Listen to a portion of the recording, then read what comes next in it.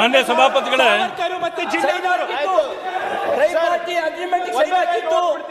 ಮಾನ್ಯ ಸಭಾಪತಿಗಳೇ, ಮಾನ್ಯ ಸಭಾಪತಿಗಳೇ,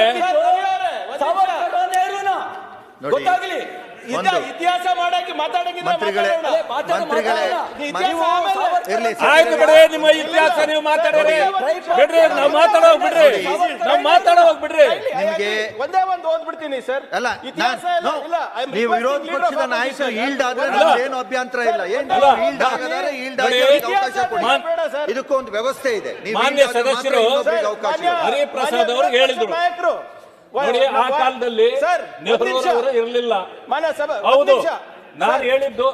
ಒಂದ್ ನಿಮಿಷ ಸರ್, ಕೈಂಡ್ಲಿ. ಇತಿಹಾಸಕ್ಕೆ ಹೋಗಲ್ಲ ಅಧ್ಯಕ್ಷರೇ, ಇದು ಒಂದು ಎರಡೇ ಲೈನ್ ಓದ್ಬಿಡ್ತೀನಿ. We will empower Waqf boards in consultation with religious leaders taking steps to remove encroachments from and unauthorised occupation of Waqf properties, curate their rich heritage and culture, maintenance and restoration of heritage sites, digitization of archives, preservation and promotion of Urdu. ಇದು ಯಾರ್ ಲಾಂಛನ ಅಧ್ಯಕ್ಷರೇ? ಯಾರ್ದು ಲಾಂಛನ? BJP ಅವ್ರದು. ಯಾರ್ದು manifesto? ನಿಮ್ಮ manifesto ಹೇಳಿ. ನೋಡಿ, ಅಲ್ಲಲ್ಲ ಅಲ್ಲ,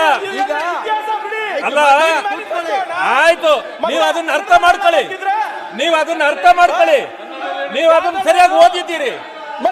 ಅಲ್ಲ, ಮುಸ್ಲಿಂ ಹಿಂದೂ ಇದು ಯಾರ ಲಾಂಛನ? ಕಾಂಗ್ರೆಸ್. ಈಗ ಅದನ್ನ ಓದಿದ್ದೀರಲ್ಲ, ಅರ್ಥ ಮಾಡ್ಕೊಳ್ಳಿ. ನೋಡಿ ಅದ್ರಲ್ಲಿ ಏನಿದೆ ನೋಡಿ. ಈಗ ಸಭಾಪತಿಗಳೇ, ವಕ್ತು ಇವತ್ತು ಹುಟ್ಟಿದ್ದಲ್ಲ, ನಾನು ಮೊದಲೇ ಹೇಳಿದೆ. ಕೂತ್ಕೊಳ್ಳಿ. ನೋಡಿ, 13ರಲ್ಲೇನೆ ಇದೆ. ಒಂದ್ ಸೆಕೆಂಡ್, ದಯವಿಟ್ಟು ವಿಚಾರ 68 ಅಡಿ ಬಂದಿದೆಯಲ್ಲ, ಅದ್ರ ಬಗ್ಗೆನೇ ಹೋಗ್ತಾ ಅದನ್ನು ವಿಷಯಾಂತರ ಆಗೋದು ಬೇಡ. ಯಾರಿಗೂ ಅಷ್ಟೇ, ನಿಮಗೂ ಅಷ್ಟೇ, ಆಡಳಿತಕ್ಕೂ ಅಷ್ಟೇ, ವಿರೋಧ ಪಕ್ಷಕ್ಕೂ ಅಷ್ಟೇ. ವಿಷಯಾಂತರಗಳನ್ನ ಮಾಡುವಂಥದ್ದು ಬೇಡ. ಇರೋಂಥದ್ದು ನೀವೇ ಮಾತಾಡ್ತಾ ಇದ್ದೀವಿ. ಇದ್ರೊಳಗಡೆ ಯಾವ್ದು ಅನ್ಪಾರ್ಲಿಮೆಂಟರಿ ವರ್ಡ್ಗಳು ಎಲ್ಲೂ ಪ್ರಸ್ತಾಪ ಆಗಿಲ್ಲ. ನಾನು ನೋಡ್ತಲೇ ಇದ್ದೀನಿ, ಮಾತನಾಡ್ತಾ ಇದ್ದೀರಿ. ಆದ್ರೆ ಆ ವಿಚಾರ ಹೋಗಿ ಹೋಗಿ ಬೇರೆ ಟ್ರ್ಯಾಕ್ ತಗೊಳ್ಳೋದು ಬೇಡ. ಇದನ್ನು ಸಂಪೂರ್ಣವಾಗಿ ಒಂದು ಚರ್ಚೆ ಆಗ್ಲಿ, ಒಂದು ಆರೋಗ್ಯಕರವಾದ ಒಂದು ಚರ್ಚೆ ಆಗ್ಲಿ, ಎಲ್ರಿಗೂ ಗೊತ್ತಾಗ್ಬೇಕು. ವಿಷಯ ಮಂಡನೆ ಮಾಡ್ತಾರೆ ಅವ್ರು ಮತ್ತೆ ಇನ್ನೊಂದು, ದಯವಿಟ್ಟು ನೀವು ಯಾರು ಆದ್ರೆ ನಿಮ್ಗೆ ಅವಕಾಶ ಇಲ್ದಿರ್ ನೀವು ಮಾತನಾಡ್ಬೇಕಾದ್ರೂ ಅಷ್ಟೇ.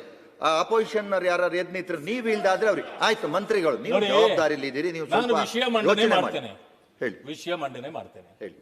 ಇವೆಲ್ಲವೂ